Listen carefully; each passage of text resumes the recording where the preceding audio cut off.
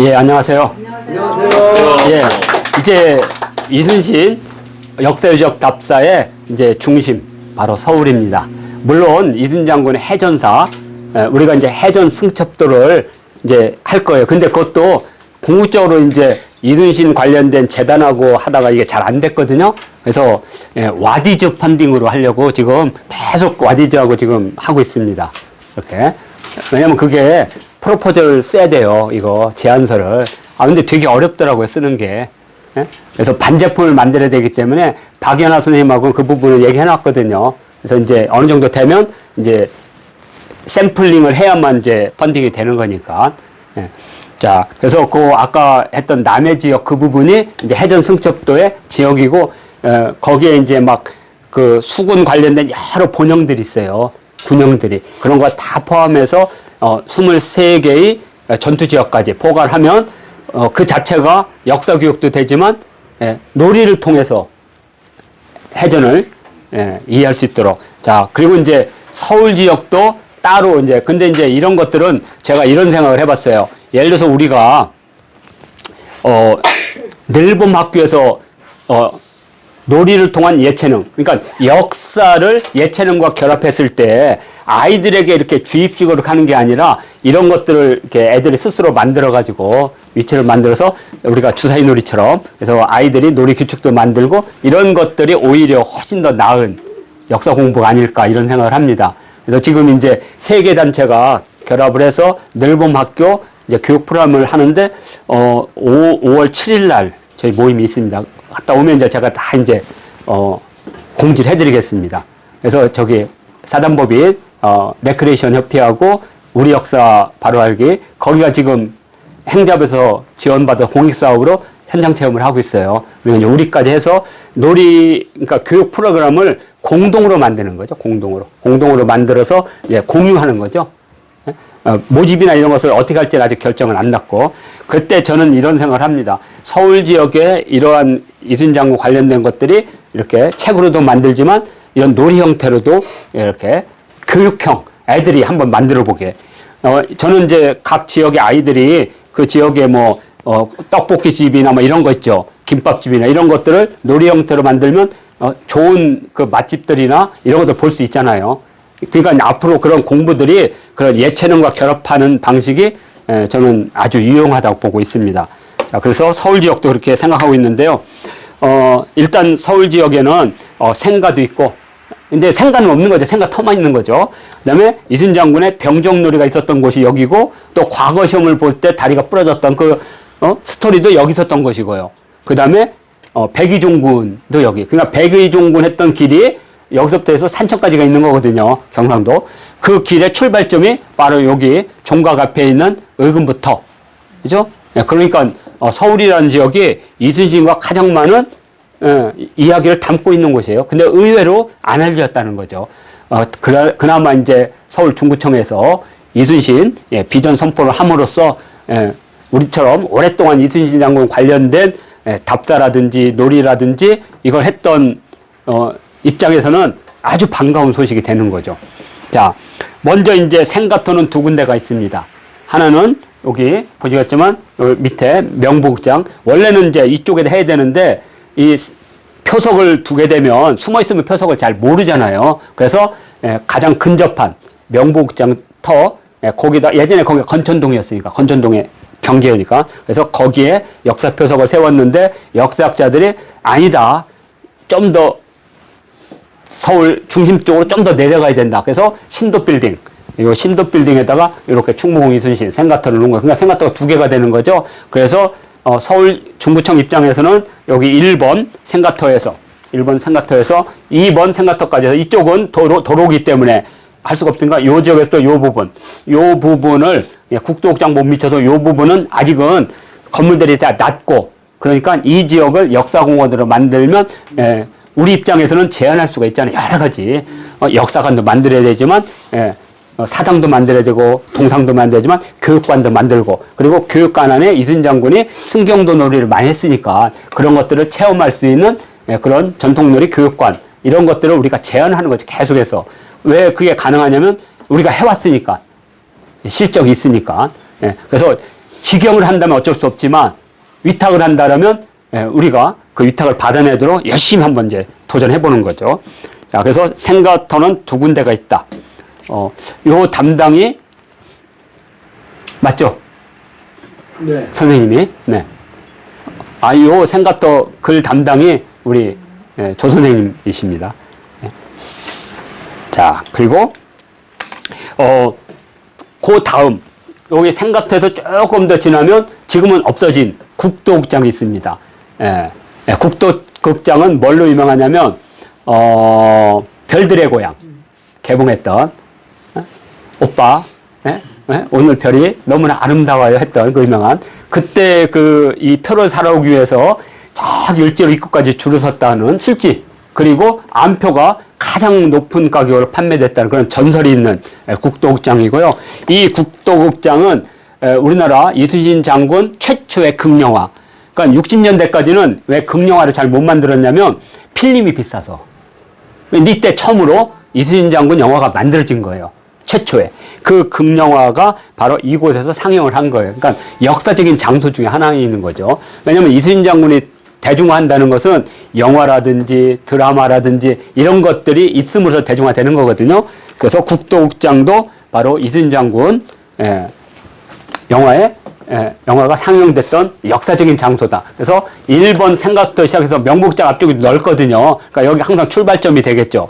근데 이 출발점을 해가지고 이쪽 충북 동산까지는 사실 동선이 좀 긴 편이에요. 그래서 이 어른들이나 고등학교 정도는 충분한데 초등학교, 중학생은 좀 다리가 아픈. 그래서 이걸 어떻게 할지. 그래서 이쪽으로 해서 이 부분, 대한매일신보까지 해서 한 역구, 이쪽 지역을 한 역구로 해서 두 개의 동선으로 이렇게 한번 나눠볼까 이런 생각 중입니다. 그래서 여기 군기시부터 시작해서 이 지역, 봉상시, 충북 동산에 있는 요 지역, 요 지역과 요 지역 두 개로 나눠서 하는 것이 어떨까. 이건 이제 제가 이제 우리 15일 날 모임이 있으면 그때 하나로 엮어도 되고 두 개로 나눠서 각각 1회, 2회 이렇게 할지 그런 것들을 이제 우리가 열심히 노력해 봐야 됩니다.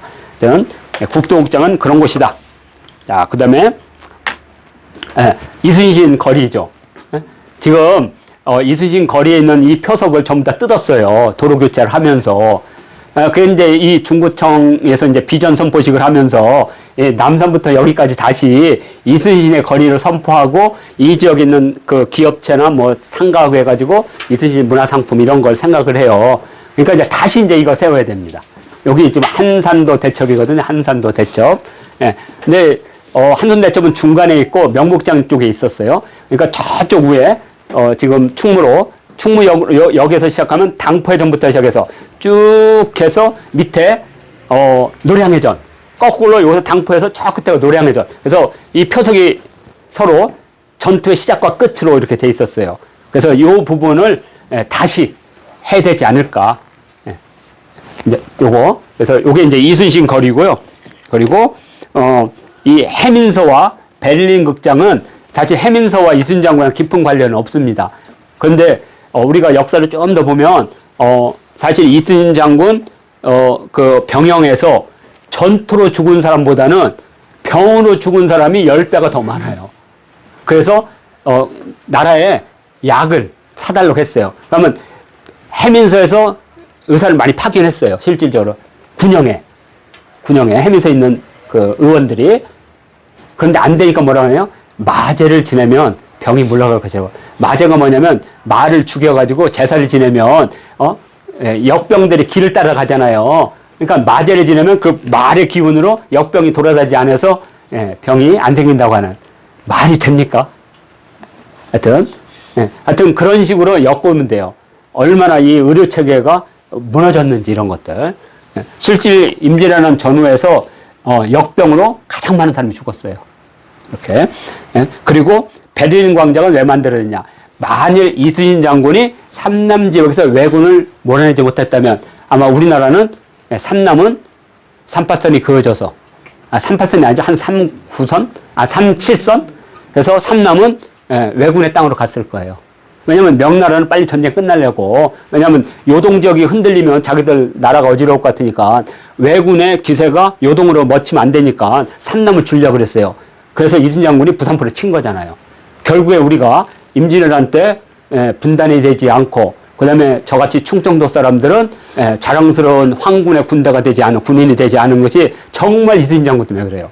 그렇지 않으면 우리 충청도 사람은 전부 다 자랑스러운 일본 천황폐의 황군이 됐다니까요.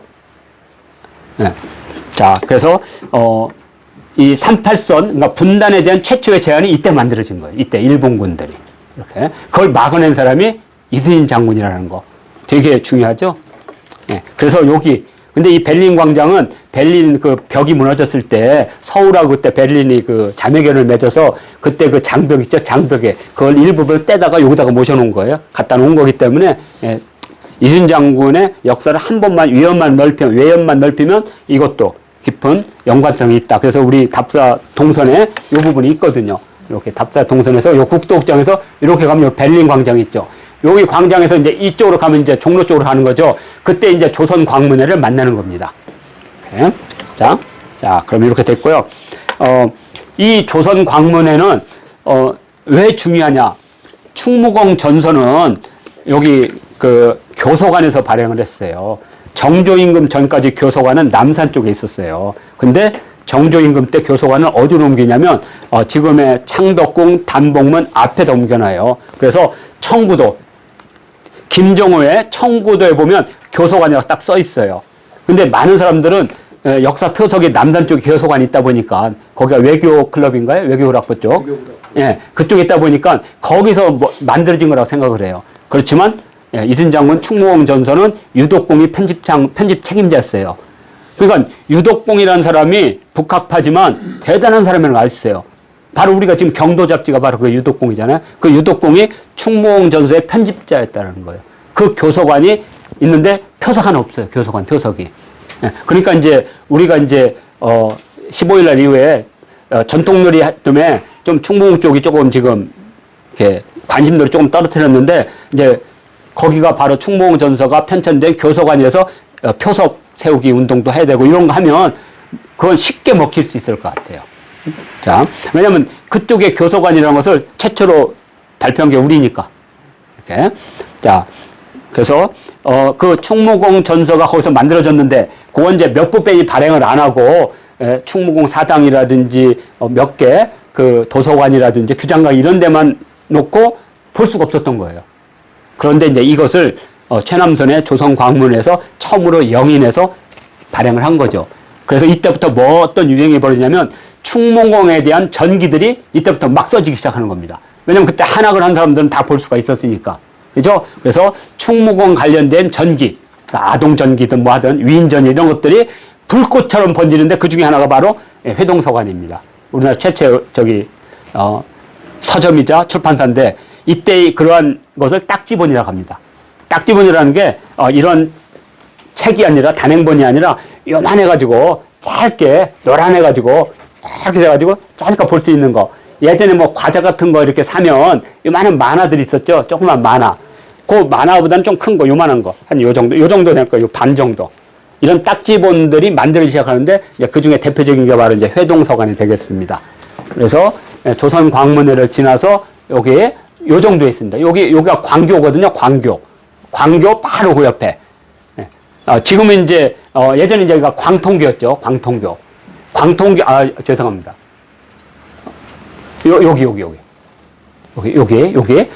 여기가 광통교인데 지금 광통교는 이쪽으로 올라갔죠. 왜냐면 차량이 많이 다니니까 광통에 올라가고 여기는 이제 광교라는 이름으로 들어가 있죠.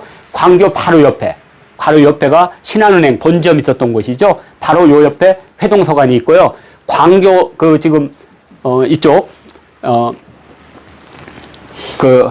여기 은행 신한은행 본점이 있던 곳은 식도원이라는 요리사가 있었습니다. 고종임금 때 그 요리사였던 안순환이 만든 3대 요리점 중에 하나잖아요. 명월관, 뭐 식도원 이렇게. 또 하나가 어디 있죠? 기억이 안 난다. 저 피카디리 극장에 있던 곳. 근데 안순환이 그 한글 학회, 조선 학회에 지원을 많이 했어요. 그래서 이 식도원에서 우리나라 최초의 한글날이 만들어진 곳입니다. 장소성. 우리가 이제 한글 답사할 때 공부를 했거든요. 자, 그래서 조선광문위에서 조금 지나서 여기 예, 회동서관을 지나면 바로 이제 의금부로 넘어가게 돼 있습니다. 자, 이렇게 하면 되는 거예요. 자, 마지막이 되게, 이렇게 됐구나. 자, 이렇게 해서, 서울 지역, 주로 남쪽 지역이죠. 생가터부터 시작해서, 국도극장, 그 다음에 여기, 그리고 이 국도극장 전에 바로 여기 또 하나의 유적지를 가야 되는데 여기 빠져 있는데요. 바로 허균. 근데 허균의 생가는 정확하게 어딘지는 몰라요. 근데 어차피 건천동에 살았거든요. 요즘 넷플릭스에, 교산 허균의 이야기를 담은 허식당이라는 드라마가 지금 올라가 있습니다. 허식당. 그냥 재밌습니다. 그냥 우스갯소리요. 근데, 허균이 음식 솜씨가 뛰어났거든요. 그래서, 사실은 허균이 홍길동전을 썼지만 이순신 장군에 대한 기록이 우리가 많이 알고 같은데 유성룡과 허균과 또 이순신 장군과 같이 무관시험을 받던 이름이 지금 생각나는데 세 사람 기록밖에 없어요. 우리가 이순신 장군에 대한 엄청난 기록이 있는 거 아는데 이순신 장군의 우리가 흔히 말하는 충무공전에서 하는 그 임진장 쪽 그러니까 일기 그 일기는 연도별로 쓴 것이지 이순신 장군이 직접 남긴 거 외에는 딱 세 사람밖에 없어요. 허균이 되게 중요한 사람이죠. 같이 살았으니까. 이렇게. 그래서 여기 이순신과 관련된 사람이 이순신, 유성룡, 허균. 그러니까 유성룡 생가는 이쪽 우리가 여기 이렇게 그렇죠. 식사를 가려면 거기 옆에 거기 이순신 장군 그냥 허균 지역을 하나를 정해서 세 군데를 이순신의 공간으로 만들면 이것도 괜찮지 않을까 이렇게 그래서 여기까지 가면 이제 종로를 거쳐서 종로의 북쪽 그죠? 이쪽 지역은 이제 두 번째 그러니까 마지막 강의에서 시작하고 오늘은 3강을 이곳을 해서 마치도록 하겠습니다.